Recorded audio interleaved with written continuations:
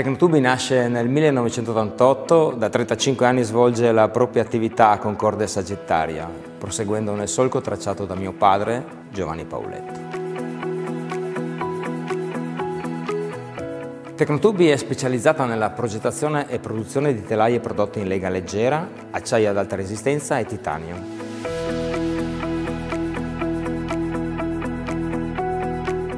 Oggi il nostro prodotto di punta è sicuramente il primo soccorso e l'ospedaliero. Stiamo investendo importanti risorse nel settore del motorsport e nel breve termine crediamo di poterci prendere delle belle soddisfazioni.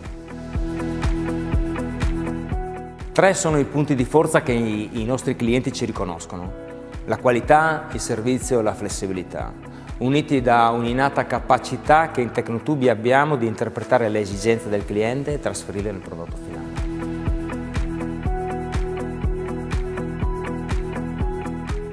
Ci piace esplorare nuove applicazioni, processi e soluzioni, non solo come risposta al bisogno specifico di un cliente, ma anche come palestra per essere reattivi nelle soluzioni delle problematiche poste dal cliente. L'alluminio è il nostro settore di punta, è sicuramente il metallo più ecologico. Il suo riciclo utilizza pochissima energia ed è molto richiesto in settori dove il peso consuma energia, quindi poco peso, meno energia, più ecologia. La nostra crescita pone sempre attenzione all'ambiente, infatti la nostra produzione è alimentata anche da un impianto fotovoltaico.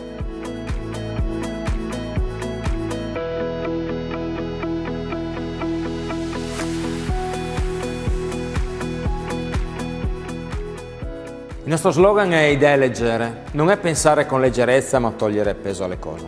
È nato sulla filosofia dell'azienda. Vuole interpretare il nostro approccio al lavoro.